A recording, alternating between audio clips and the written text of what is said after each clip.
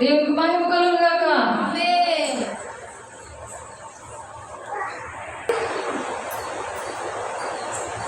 దేవుడు మనల్ని ఫలించడం నేర్పించని మనం దేవుడు పాట ద్వారా ప్రార్థన చేశాం. వినాలి,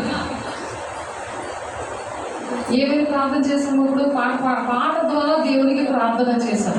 పాట ద్వారా ఈవెన్ ప్రార్థన చేసిన దేవునికి ఫలించుట నేర్పయ్యా. ఎక్కడైనా మోడైన చెట్టు ఉందనుకో, ఒక విత్తనం వేసామనుకో, అక్కడ ఒక విత్తనం వేసామనుకో, అది ఫలించకపోతే ఫలిస్తుందా లేదని మనం అసలు ఎదురు చూస్తామా లేదా? విత్తనం వేసి బ్యాక్ కూర్చో. మనం విత్తనం వేసిన తర్వాత అది ఫలించిందా లేదా అది మనం చూస్తామా లేదా? అది మొలకెత్తితే దాని చెట్టు అయిందా, అది పళ్ళు వచ్చాయా అని చూస్తామా లేదా? అలాగే దేవుడు కూడా మనం పుట్టించిన తర్వాత మనం పనికిరానిలాగా ఉన్నామనుకో, చెత్తగాళ్ళలా ఉన్నామనుకో, చెత్త పిల్లల్లాగా ఉన్నామనుకో, దేవుడు ఏడిస్తే మనకు మంచిదా? మంచిదా? దేవుడు ఏడిపిస్తే మీకు మంచిదా? శాఖరు నీళ్ళు కాదు, ఇది నాటకాలు ఆడి కూర్చోడానికి ఇచ్చాడు. 139వ కీర్తనలో కూర్చోవడం లేకడము దేవుడు చూస్తున్నాడు. ఎంత నిర్లక్ష్యంగా కూర్చున్నావో అవన్నీ వేసేకి తెలుసు.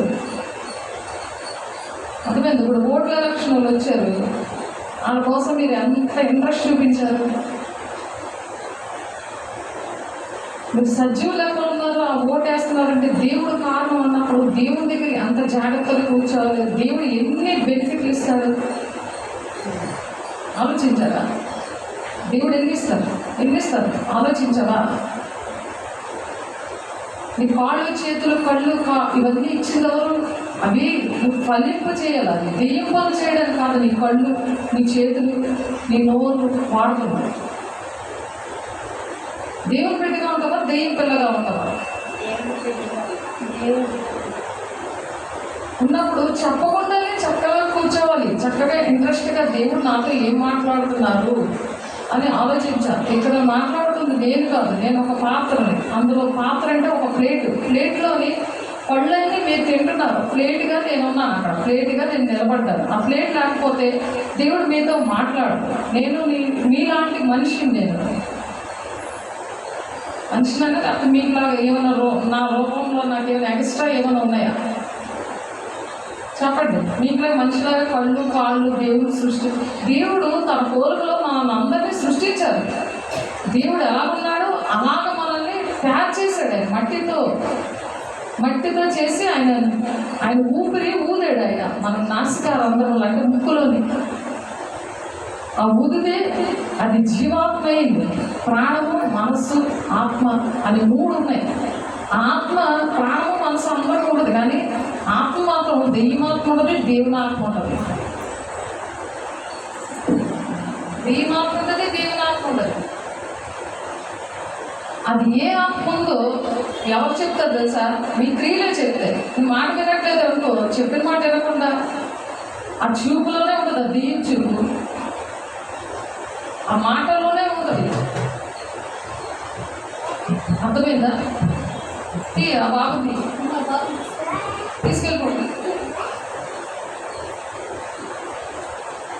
మన పనులు బట్టి తెలుస్తుంది. ఇప్పుడు చెట్టులాగా దేవుడు ఒక ఉపమానంలో చెట్టులాగా చూపించాడు. దేవుడు చెట్టులాగా పెట్టాడు. చెట్టు ఉపమానం. మనం ఏంటి? ఒక చెట్టులాగా ఉన్నాం. మనం మంచి పనులు చేస్తే ఫలించట్లేదు లెక్క. మంచి పనులు చేయకపోతే సైతాన్ ఫలాలు ఇస్తున్నట్టు లెక్క. సైతాన్ కాబట్టి మంచి పళ్ళు ఇస్తున్నారు అనమాట. ఆడికి బెనిఫిట్లు వచ్చేలాగా చేస్తున్నారు. ఏం చేస్తాడు? చనిపోతే అగ్నిగుండాన్ని తీసుకెళ్ళిపోతారు. ప్రతిదీ కూడా జీవ గ్రంథంలో రాస్తారు. నువ్వు కూర్చోవడం, అలా నిర్లక్ష్యంగా కూర్చోవడం, అలా ఆడుకోవడం, సరిగ్గా కూర్చోవడం. నీకన్నా చిన్నోడికి చెప్పాలి. నువ్వే అనుకుంటే నీ చిన్నోడికి ఏం చెప్తావు, నీ ఫ్రెండ్స్కి ఏం చెప్తావు? ఎంతైనా మరుగుజ్జోలాగా ఎందుకుంటారు?